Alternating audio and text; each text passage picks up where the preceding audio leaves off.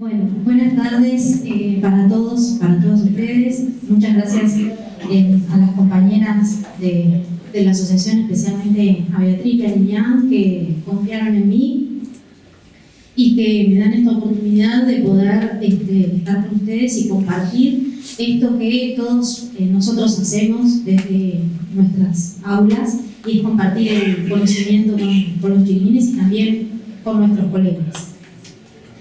El título que pensé para esta exposición de hoy es hacer visible el pensamiento, que está entre comillas porque hace referencia a un libro que ahora después se los voy a presentar, probablemente algunos de ustedes ya lo conozcan, y lo tomé como eje, digamos, de esta ponencia, pero quiero detenerme especialmente en la segunda parte de nombrar la exposición, y que es reflexiones y conversaciones con estudiantes desde la clase y la tutoría de historia.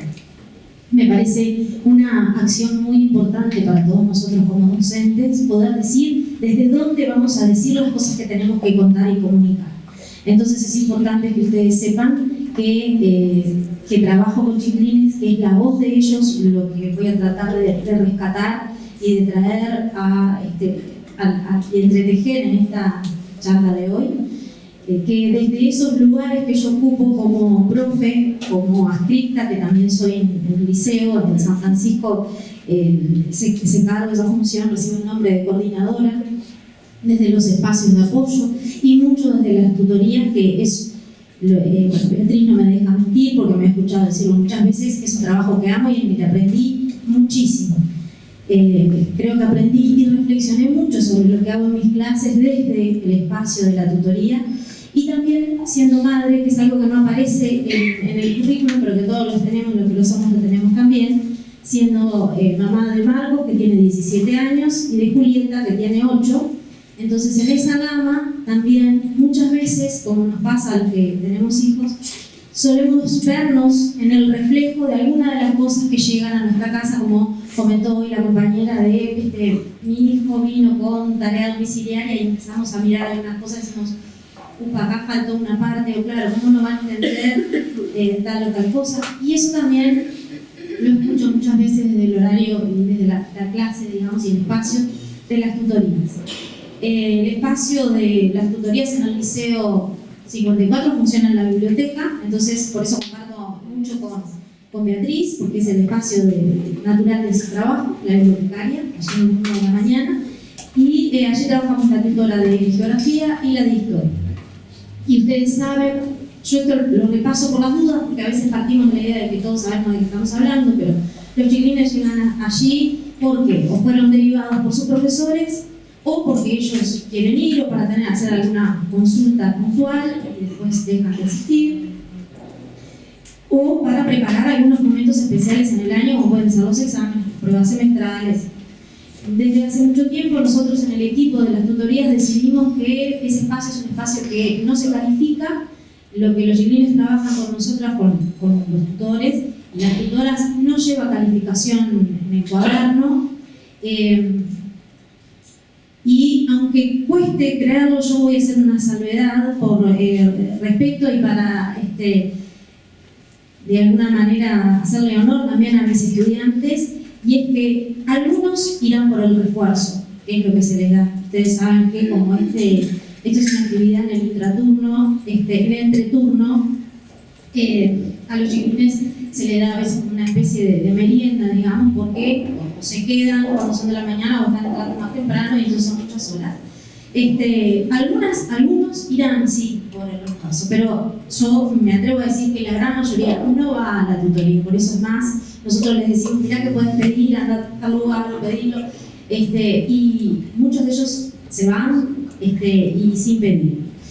Y lo último que quiero comentar desde qué lugar voy a hablar también es que soy profesora escritora, y entonces también cuento con el apoyo y con el registro para muchas de las cosas que voy a comentar hoy con ustedes de los practicantes. Tengo 2 practicantes en primer año, cada uno en un primero, y en esos registros y en esas desgrabaciones hay mucho del trabajo también de ellos, que les pedí para pensar juntos sobre alguna de estas cosas.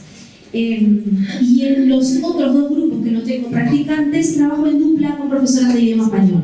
O sea que en realidad es raro la vez que entro sola a la clase de historia y eso me ayuda a pensar mucho y he aprendido muchísimo de mis compañeras y de mis colegas y sigo aprendiendo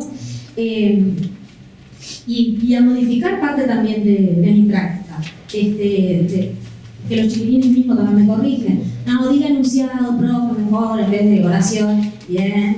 Si voy a escribir en el pizarrón en uno de los grupos, la profe pide que se escriba en manuscrita. Y, ¿usted por qué no puede escribir con manuscrita?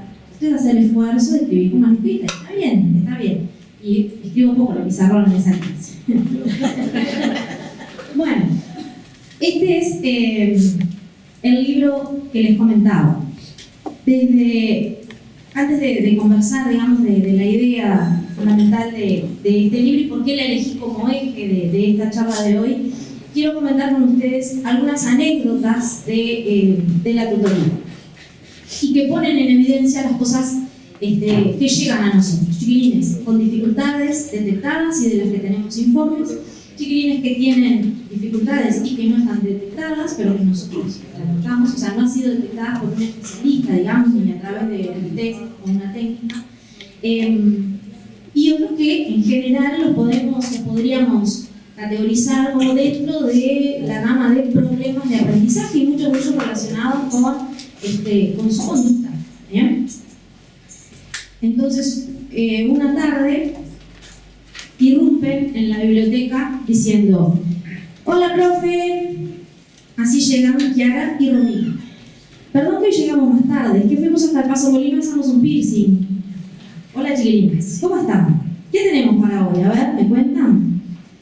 Profe, hoy está difícil. El profe nos dio una fotocopia con cantidad de palabras que no entendemos. Yo no sé por qué no son iguales todos los profesores. Acota Kiara, que casi siempre se enoja con su profesor. Y porque sería aburridísimo, le contesto. A mí el profesor no me banca. Continúa Kiara mientras Romina la mira y se ríe. Kiara, los profesores no venimos al liceo para ser amigos de ustedes. Eso me dice mi madre. Bueno, a ver, ¿y dónde está eso que no entendés? ¿Dónde está esa fotocopia? A ver, acá mire, profe. Acá en esta parte donde dice que el cargo del faraón era hereditario y vitalicio. La verdad que yo ni idea. Estos autores, que son los que yo tomé como referencia y como eje, titulan este libro Hacer visible el pensamiento, cómo promover el compromiso, la comprensión y la autonomía de los estudiantes. Voy a hacer poco en la primera parte de Hacer visible el pensamiento y por suerte los que estuvieron antes dijeron muchas cosas que ustedes van a ver que no es la primera vez y está buenísimo porque parece que nos hubiéramos puesto todos de acuerdo antes de venir a conversar. Estos autores sostienen que cuando nosotros pensamos y cuando les pedimos a los demás que piensen, en el cerebro, nuestro pensamiento realiza movimientos. Y esa es una palabra que me gustó mucho.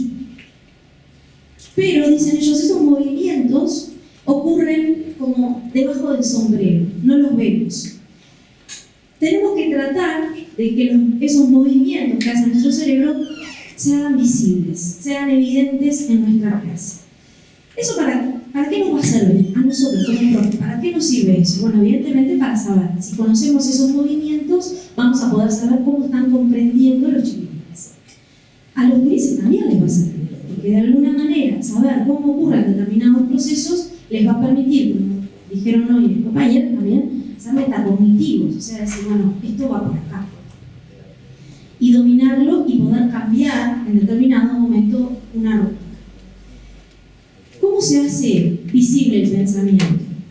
Bueno, ellos dicen que esencialmente a través de 3 cosas, que serían preguntar, escuchar y documentar. Ellos dicen que preguntar, esa es una de, voy a asumir mi culpa, que capaz que esa es una de las diapositivas que tendría que haber puesto. Lo que pasa es que no quiero atarme mucho a la diapositiva, entonces dije, bueno, voy a la palabra. Pero ellos dicen que de manera general podríamos identificar tres cosas, ¿no? Que serían el preguntar, el escuchar y el documentar. Esas son cosas que deben pasar en nuestras clases. Preguntar, porque ellos dicen, bueno, la pregunta, y todos lo sabemos, la pregunta activa. La pregunta tiene patas, camina, potencia, impulsa, es lo que mueve la clase. Hoy decía la compañera, es lo que activa. Bien, la pregunta tiene. Por otro lado, el escuchar. Tan importante como hacer buenas preguntas como docentes, es escuchar la respuesta que los estudiantes tienen para nosotros.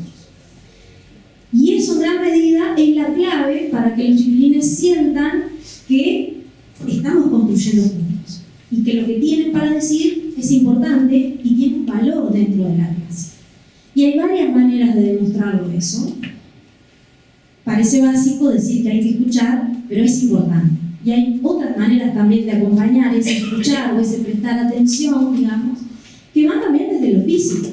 Que a veces los chiquilines están haciendo alguna tarea o algo, nosotros estamos con el celular, no deberíamos, pero a veces nos perdemos con eso, o estamos en otra cosa, o nos ponemos a corregir, y a veces estamos poniendo una tarea, que es una tarea muy importante y clave para algunas cosas, y nosotros nos conviene a veces seguir esos procesos y hacer evidente lo que está sucediendo, explicitarlo y así llegar a la parte de la documentación.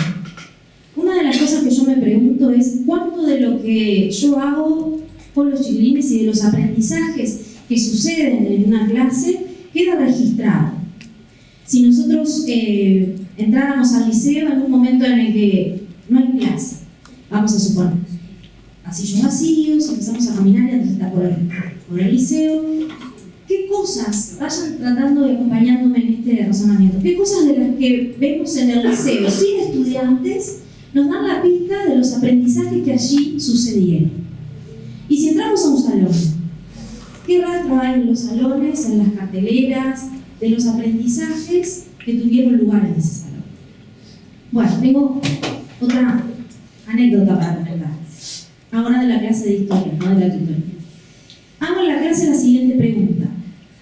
Las ofrendas que los egipcios llevaban a los templos, ¿de dónde salían? Camila contesta, de lo que cultivaban los del pueblo. ¿Y a qué le llamas pueblo? Le digo yo. ¿Qué pasó? Silencio. Cambié un poco la pregunta. ¿Quién integra el pueblo? Silencio. Otra vez. Entonces espero unos segundos y cambio la pregunta. ¿El faraón forma parte del pueblo? Y Camila responde, y no, porque él los manda, y es su dueño, y es el dueño de las tierras además. Entonces vuelvo a la pregunta, ¿y a qué le llamaste pueblo? Y Florencia responde, a los que trabajan. Y luego de eso, que fue maravilloso, sonó el timbre.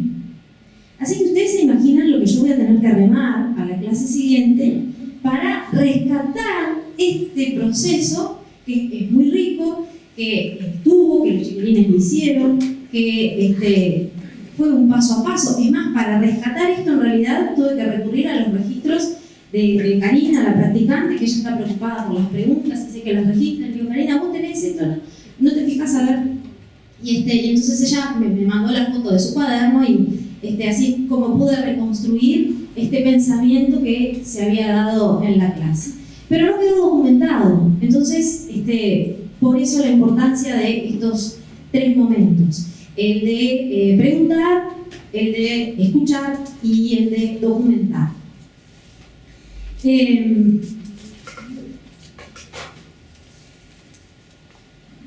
Siempre tratando de ponernos a nosotros, ¿no?, en el centro, involucrándonos y metiéndonos en este proceso que también nos implica. Yo los invito a pensar un minuto y en que en alguna parte de sus anotaciones o de su cuaderno escriban las respuestas a esta pregunta, a estas tres preguntas. ¿Qué tipo de tareas son las que los estudiantes y las estudiantes realizan en mi clase? traten de repasar a ver cuáles son las tareas que yo habitualmente, de las que predominan en mi clase, y las hago. ¿Qué tipo de acción es la auténtica de mi disciplina? Acá es importante porque nosotros enseñamos historia, enseñamos química, enseñamos matemática, ciencias sociales, profesores de algo más, de la bueno, maestras, y algún profe de alguna disciplina que no mencioné. Sí, Literatura. Derecho. Y atrás, la otra. Sí, derecho. Biología. Y biología. Bien, porque vieron que hoy todo el tiempo se dijo, porque ustedes son profesores de historia, ustedes son profesores de historia, y ustedes se quedaron muy bien en el mundo, pero no eran profesores.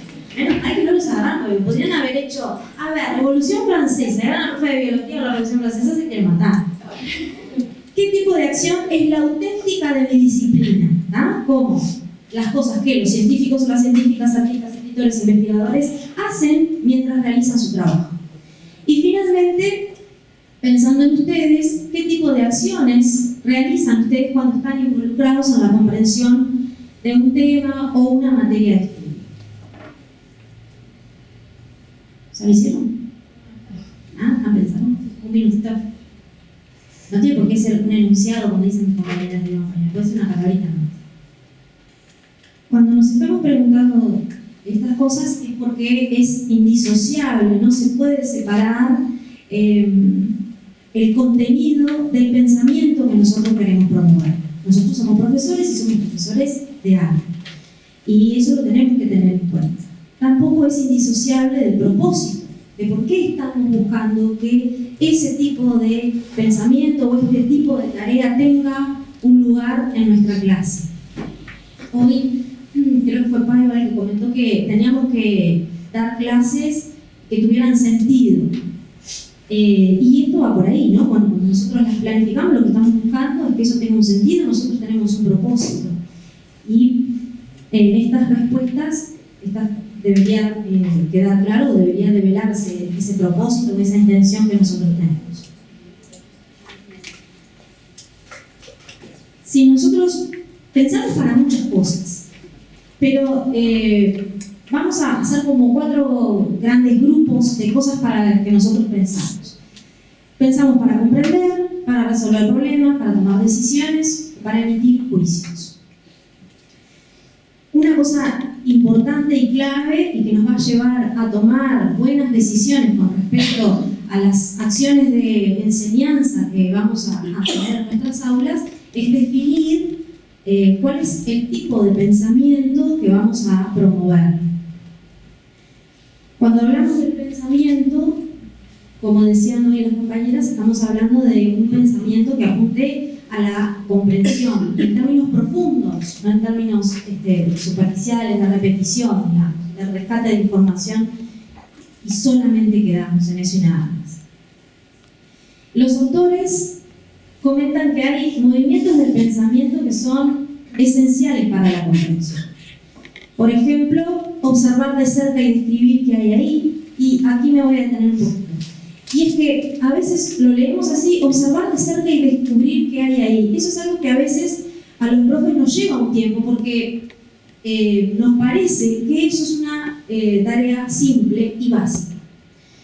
Y muchas veces he cometido el error, durante muchos años cometí el error de presentar a los estudiantes una imagen que podía ser relacionada con el Neolítico, con el Paleolítico, con el juicio de los muertos en el Antiguo Egipto, y decirle a los chiquilines qué es lo que la imagen representa. O decirles qué es lo que ves. Bueno, eso implica, como mencionamos antes, enseñar, ¿verdad? Nosotros no podemos seguir conformándonos ni quedarnos en esa silla de que en la escuela no lo saben porque en la escuela no lo aprendieron. Bueno, señores, ¿cuándo lo va a aprender? ¿Para qué estamos nosotros? En algún momento lo va a tener que hacer. Que hay épocas que son mejores que otras para aprender determinadas cosas y que si ya las hubieran practicado y sabido desde la escuela, capaz que ahora estaban en mejores condiciones. Sí, bárbaro, bien, pero eso no es. Entonces vamos de lo que tenemos y a construir de ahí para adelante. Y esto de observar de cerca y descubrir qué hay termina siendo una operación compleja porque en realidad nuestro cerebro está pensado para captar generalidades y hacer grandes categorías. Inicialmente, lo que va a hacer y lo que tiende a hacer nuestro cerebro es eso. Pero muchas veces, para poder descubrir la particularidad de una acción, de una imagen, de una escena, es necesario detenerse en el detalle. Entonces, es necesario el paso previo de pedirles, por ejemplo, a los chiquilines, realiza una lista de las actividades que están realizando las personas o los personajes que aparecen en la imagen. Entonces, eso, que parece una bobada, en realidad es un gran paso previo, porque implica mirar un detalle, y a veces un detalle me va a dar la pauta del sentido hasta general que puede tener esa imagen. Las leo por las dudas que no se vean bien del fondo. Construir explicaciones, interpretaciones, razonar con evidencia, establecer conexiones, tener diferentes puntos de vista y perspectivas, captar lo esencial y llegar a conclusiones, preguntarse y hacer preguntas, descubrir la complejidad e ir más allá de la superficie. En este proceso es importante tener en cuenta, qué tipos de pensamientos son los que voy a promover para planificar mis actividades de clase, mis actividades de enseñanza. Y es importante que los chiquilines nos vean involucrados en eso. A nosotros, pero también a sus compañeros. Porque tan importante que nos vean hacer a nosotros las cosas es que vean a sus propios compañeros esas cosas. Y que integren lo que otros dicen y opinan sobre un determinado tema.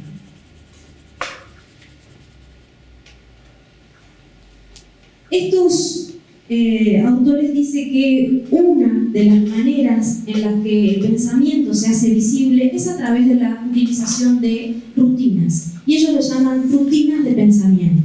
Y creo, si no saquemos los apuntes, que esta es la tercera vez que ustedes escuchan la palabra rutina.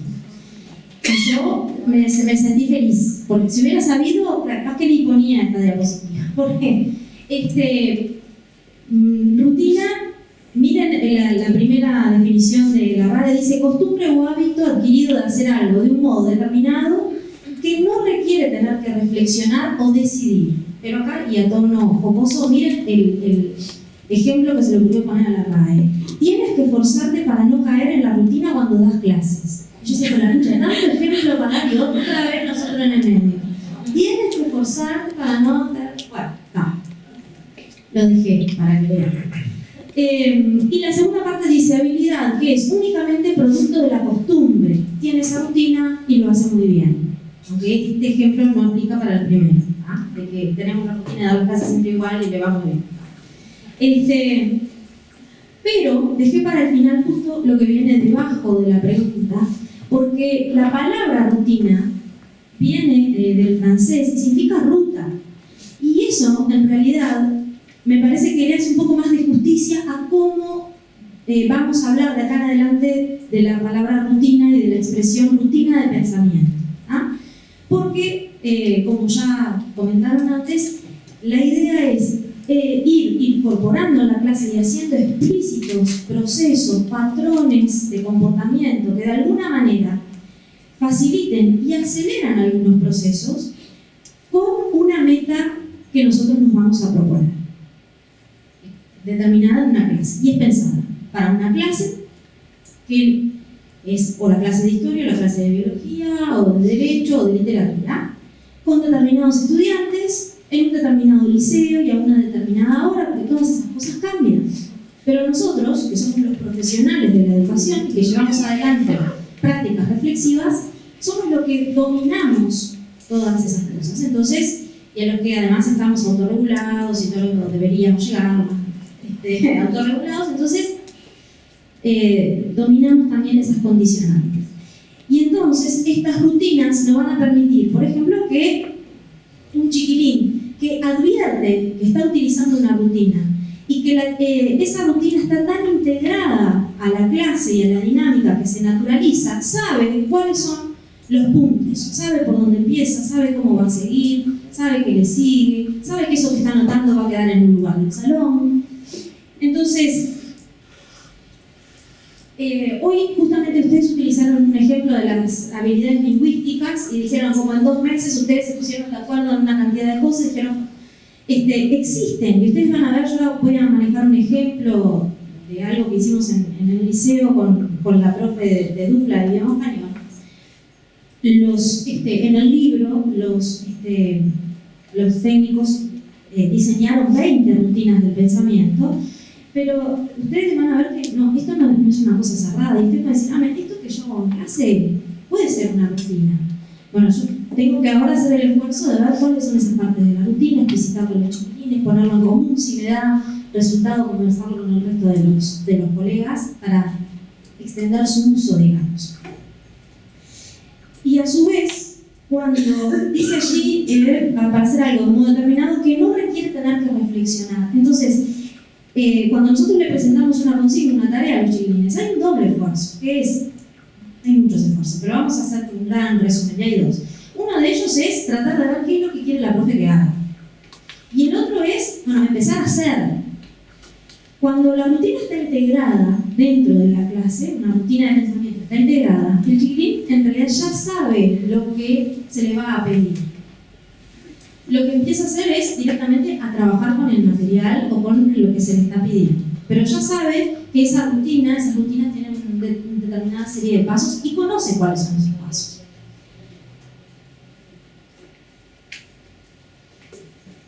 ¿Cómo se podrían organizar estas rutinas? Según 3 tipos, digamos. Son rutinas para presentar y explorar ideas, cuando nosotros estamos arrancando con un tema, o presentando una unidad. Rutinas para sintetizar y organizar, o rutinas para explorar las ideas más profundamente. Estas rutinas, que yo les decía hoy, son 20. Lo que traje para compartir con ustedes es una, que fue la que trabajamos con la profesora de idioma español, que se llama Conversación sobre papel. Entonces, les comenté que lo trabajé con la profesora de dupla, profe de idioma español, y vamos a trabajar en un módulo de contenido que tiene que estar relacionado con la escritura. Entonces, les pedimos a los chiquilines que guardaran sus materiales, que dejaran los bancos pelados, solamente con algo para escribir. Ellos salieron al recreo, porque nosotros entramos un poquito antes con la profe para preparar el salón, salieron al recreo y nosotros pusimos sobre cada uno de los bancos del salón una hoja A4 que en el medio tenía un globo así como y decía, lo leo porque esto sí que no se debe ver de fondo, ¿cuáles son tus ideas, pensamientos y preguntas sobre los orígenes de la escritura? Entonces le dijimos a los chiquilines que a partir de ese momento iba a comenzar lo que habíamos llamado conversación sobre papel. Me comí una parte antes, y es que los chiquilines entran al recreo, ven que están todas las hojitas sobre el banco y dicen, quedaron paralizados, dijeron, ¿escrito sorpresa? No nos habían dicho, escrito de sorpresa y de dupla. Se querían casi infarto. No, chiquilines, vamos a trabajar con una técnica, cada uno se sienta en su lugar y se encontró con ese papel. Entonces lo que les pedimos es que cada uno arrancara con a escribir lo que podía ser una idea, un pensamiento o una pregunta relacionado con los orígenes de la escritura. Eventualmente podría llegar a pasar que a alguien no se le ocurriera en ese momento una pregunta, algo que quisiera saber. Bueno, no pasa nada, porque la otra parte, digamos, de esta rutina, después de que los chiquilines se sientan y escriben, es que comienzan a circular. Abandonan sus bancos de origen, digamos, y empiezan a circular por los otros, viendo las cosas que los demás compañeros escribieron en sus bancos. Pero como se llama conversación sobre papel, lo que tiene que quedar allí es el rastro de una conversación. Entonces, si yo veo que hay un compañero que escribió una pregunta y yo sé la respuesta, puedo contestarle, yo creo que sé la respuesta, puedo contestarla en el papel mismo. Si paso por otro banco y veo que hay un compañero que dijo que le interesaría sobre ese tema trabajar tal cosa y a mí también me interesa, puedo acotar y poner, me interesa. O puedo poner, no, la verdad que este tema o esto que pusiste no me interesa.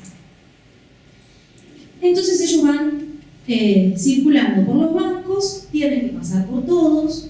Esto se puede hacer también en grupo, nosotros elegimos hacerlo individual, pero esa circulación y las hojas podrían haber sido también por equipo, lo podríamos haber dividido y que en realidad la cantidad de hojas, en vez de ser 27, como son en primero 5, hubieran sido, no sé, 10, formábamos equipos, ellos circulaban en equipo, nosotros no decidimos eso con la profe, y después cada uno vuelve a su hoja original, a su banco, para ver qué fue lo que quedó del pasaje del resto de los compañeros por allí. Entonces, y acá sí vamos a tener que hacer un esfuerzo. Les voy a ir contando, porque este es el papel final y es como una especie de collage, digamos, además. Entonces les voy a contar. Ahí está la hoja y en el centro la afirmación de cuáles son tus ideas, pensamientos y preguntas sobre los orígenes de la escritura. Y entonces ahí empiezan a aparecer algunas cosas. Por ejemplo, si seguimos las flechas, dice, ¿quién fue las primeras personas que la usaron? Y alguien debajo contesta, los egipcios. De ahí sale otra flecha y pusieron el hombre. Y hay una chiquilina, y ahora les voy a decir porque me di cuenta, además, dice, o la mujer.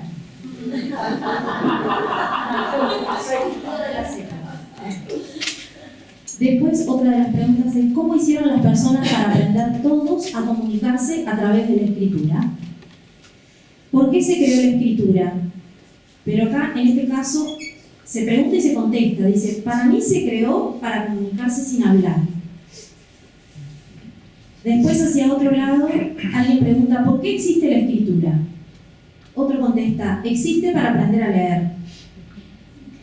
¿Quiénes fueron los primeros en aprender a escribir? Pregunta alguien. Y alguien contesta, los egipcios fueron las primeras personas en usar la escritura. De la misma pregunta abajo, alguien pone, no sé, pero un perro no creo. Y debajo de esa pregunta, alguien pone, los egipcios con los jeroglíficos. Y entre paréntesis, creo. Después, otra de las preguntas dice, creo que se inventó para comunicarse. En el borde superior izquierdo dice, ¿cómo avanzó y qué cambió en la escritura tras los años? Y alguien saca una flecha y pone, ni idea. Y en eso de qué avanzó, alguien cree interpretar que está hablando de dibujos a letras. Entonces saca una flecha y dice, de dibujos a letras. Le estaría respondiendo el avance, digamos. ¿Ah? Otra de las preguntas dice, ¿cuáles fueron las primeras letras? Y arriba un compañero le responde, buscalo en Wikipedia. Alguien pregunta, ¿en qué parte del mundo se comenzó la escritura? ¿Quién la creó? Y alguien acá debajo acota, me interesa. Quisiera saber de dónde viene la escritura. Y alguien le pone acá, búscalo en internet. Bueno, eso es el collage, digamos, que hicimos, que fue la producción de todas las hojas. Lo que hicimos fue ver las conexiones y continuarlas para crear un único documento, digamos. Pero a la clase siguiente nosotros lo que hicimos con la profe fue mostrarles a los chiquilines el producto y empezar a hacer como a identificar, digamos, categorías de información. Bueno, las cosas que tienen que ver con los orígenes, las cosas que tienen que ver completamente con los jeroglíficos, las cosas que tienen que ver con las personas, y empezar y decidir, bueno, por dónde íbamos a seguir, digamos, en la clase.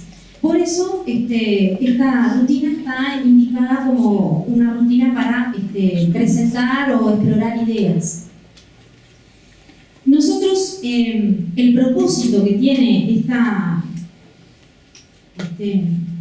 rutina es, y que nosotros notamos además que se cumplió, es poder escuchar todas las voces, entre comillas, porque esto es una conversación, pero es una conversación en papel. Y si hay algo que tiene positivo, es que los chiquilines, chiquilinas que no se animan a participar generalmente, levantar la mano porque tienen miedo de equivocarse, porque no les gusta, porque son tímidos, terminan escribiendo, o escriben en su papel de origen, o terminan poniendo alguna acotación, aunque más no sea, me interesa,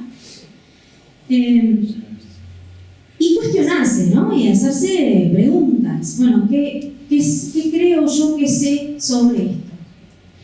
Y algo del lenguaje hoy ya lo estuvimos comentando, pero el lenguaje tal como nosotros formulamos la pregunta, la consigna, es clave, porque nosotros, si le preguntamos a los chiquilines, ¿qué sabés sobre el origen de la escritura? Eso los posiciona de una manera que sienten la responsabilidad de tener que decir que saben algo, o el miedo y la culpa de decir que no lo saben. Mientras que si nosotros empezamos a usar cada vez más el condicional en nuestras preguntas, sobre todo cuando estamos trabajando a nivel general con los chiquilines, o sea, ¿qué crees que sabes sobre tal cosa? Eso lo posiciona desde otro lugar y lo habilita también. Al aplicar la rutina, una de las cosas que hay que tener cuidado es en seleccionar o empezar muy bien la pregunta, porque a veces el tema, la pregunta puede ser un poco cerrada y a medida que nosotros no nos quedamos delante, íbamos pasando y íbamos viendo, y ahora les voy a comentar algunas de las cosas que incluso tuvimos que advertir y que preguntar. Fuimos viendo que había un chiquilín, por ejemplo, que había entendido que él tenía que escribir en todos los papeles. Entonces arrancó en el suyo, hizo una pregunta y después empezó a pasar por los otros. Y lo vio preguntar a los demás compañeros y empezó a poner, no sé.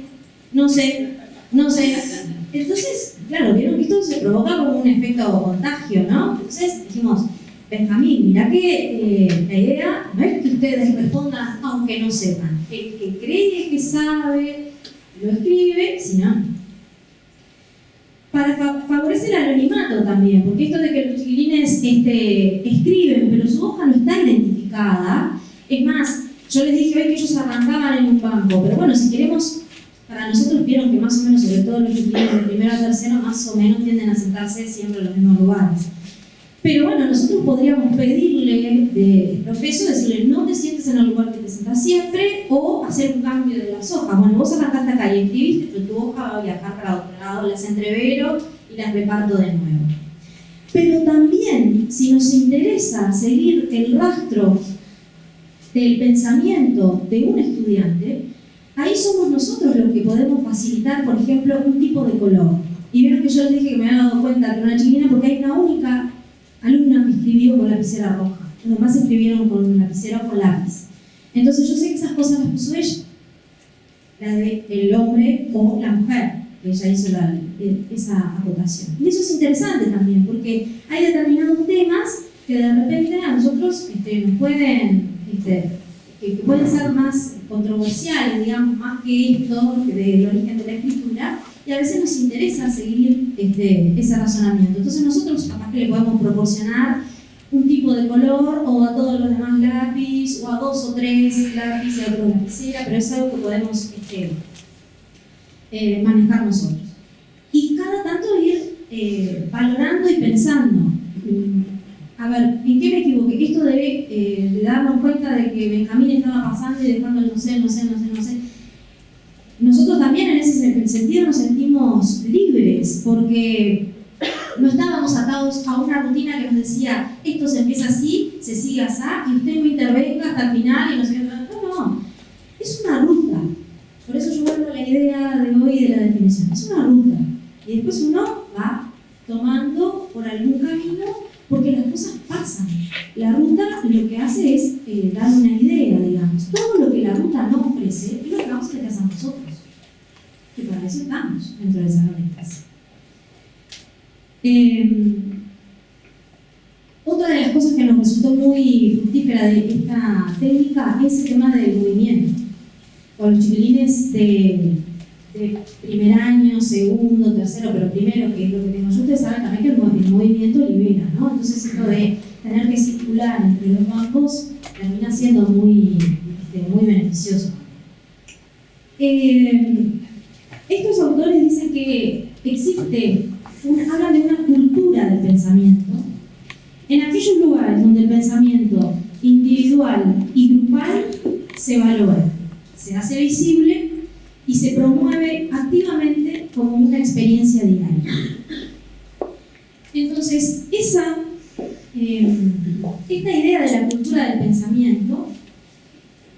lleva a que es una cultura que tiene que ser compartida. ¿Qué mensaje estamos transmitiendo nosotros como profe cuando estamos utilizando la rutina?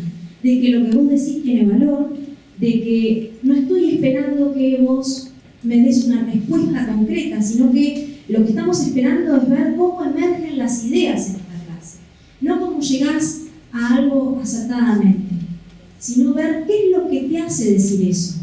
Cuando nosotros a los chiquilines les pedimos una respuesta, si estamos esperando una respuesta, a veces nos pasa en la clase, no voy a hablar de mí, no voy a generalizar, pero en una clase, en una evaluación escrita, pasa eso de que el chiquilín viene con el escrito y dice, profe, primero lo hace mucho, a ver cómo voy, empecé a responder, ¿no? A ver cómo voy.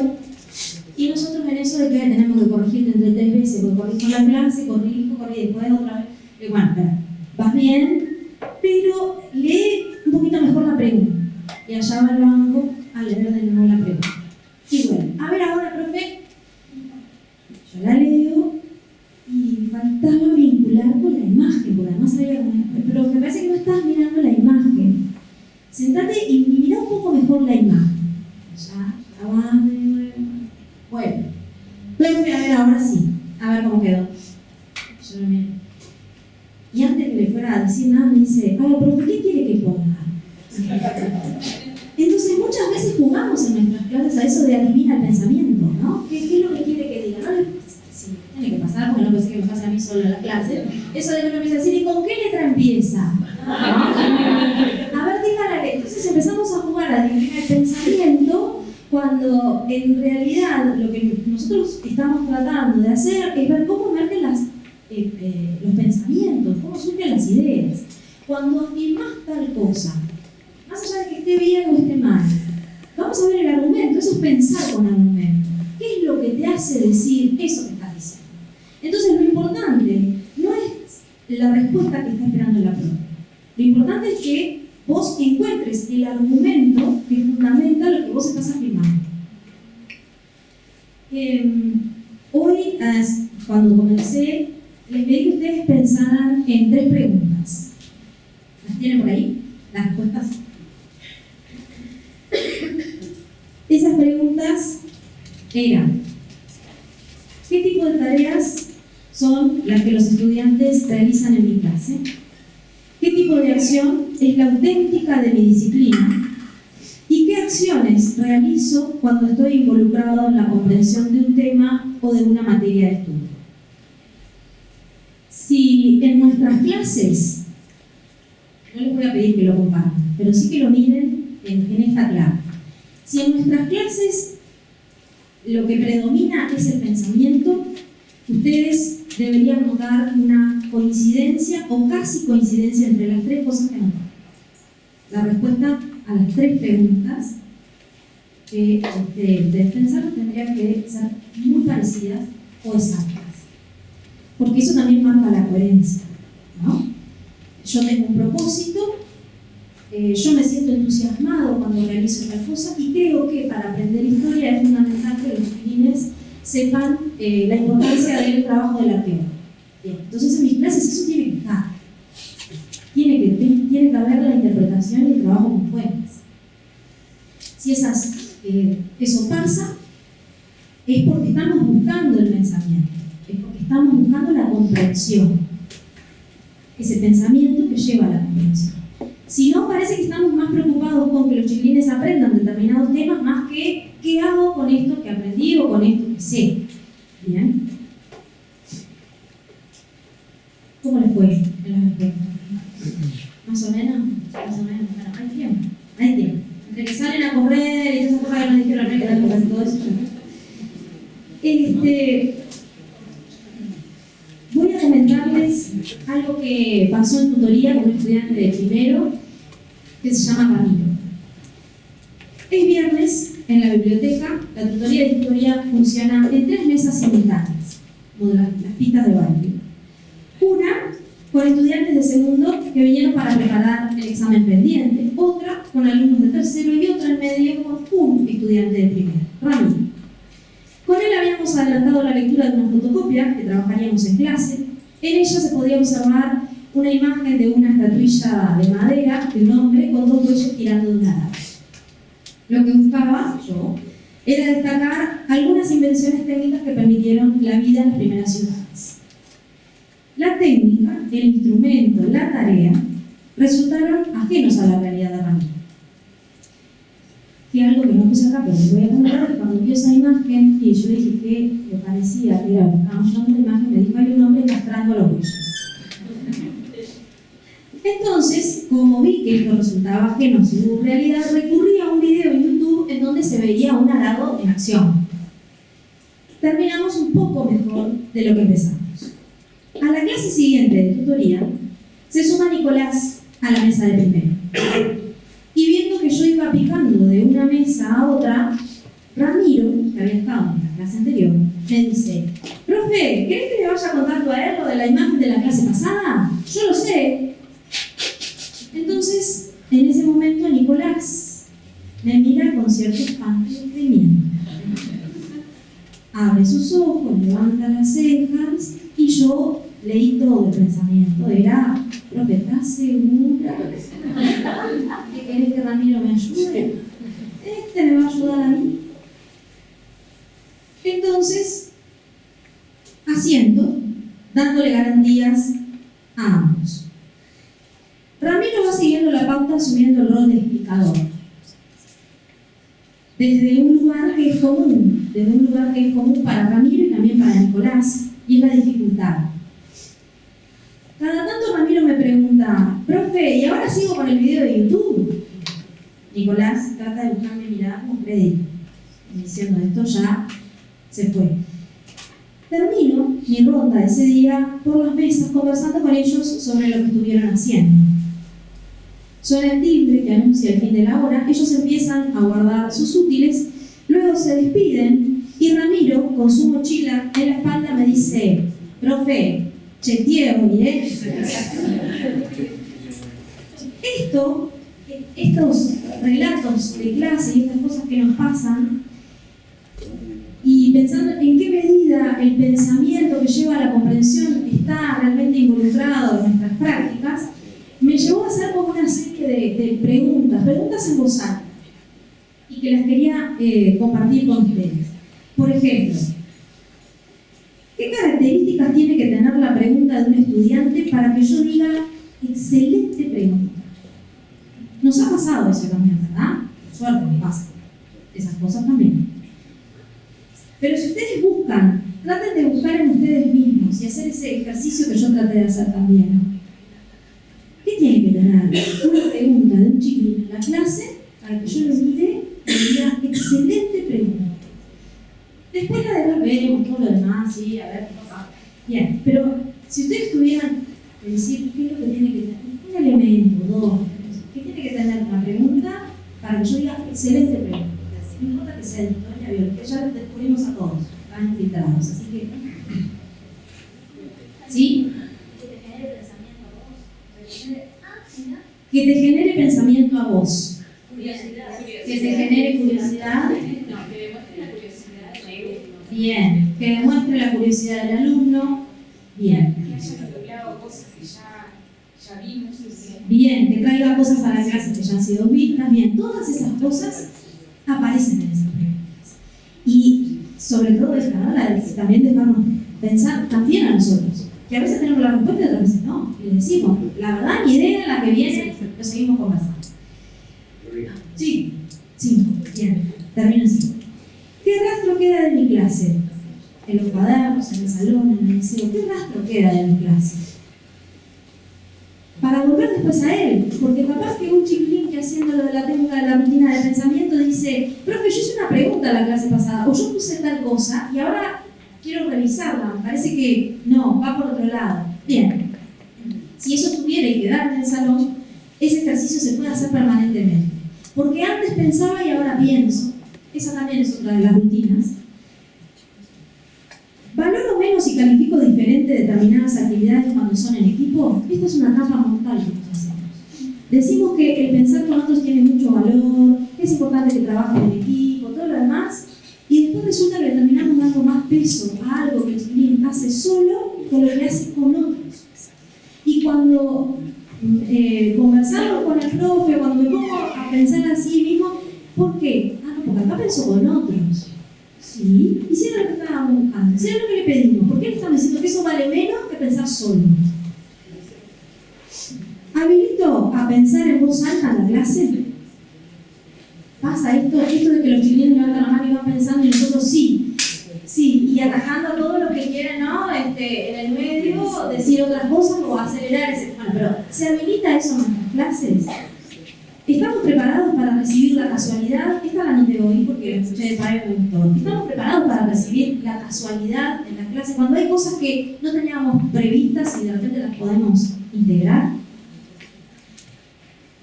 Hay una psicopedagoga muy conocida por todos, Elisa Fernández, ya fallecida, argentina, que en el año 2008, creo, vino a dar una conferencia al Brandon, y esa conferencia está en uno de los libros de quehacer educativo, que se llama Entre fracasos y exitismos, promover las autorías. Y de ahí hay un pasaje que me resultó muy interesante y quería terminar con él. Ella dice, porque el verbo creer, fíjense, que el verbo creer en castellano es maravilloso, porque la primera persona presente del indicativo del singular y solo en esa conjugación, ¿cómo se dice? Yo creo. Y ahora digamos la misma del verbo crear. Yo creo. ¿No es maravilloso? Es la misma palabra. Yo creo. Si yo de creer voy a crear, me veo en la obligación ética de crear las condiciones para que aquello que yo creo, por ejemplo, que mi alumno puede aprender, sea posible. Va a ser mi responsabilidad y de ahí va a venir mi alegría, la alegría de mi obra. Entonces esto, profes, es una invitación a seguir creando, pero sobre todo y sobre todas las cosas, a seguir creyendo.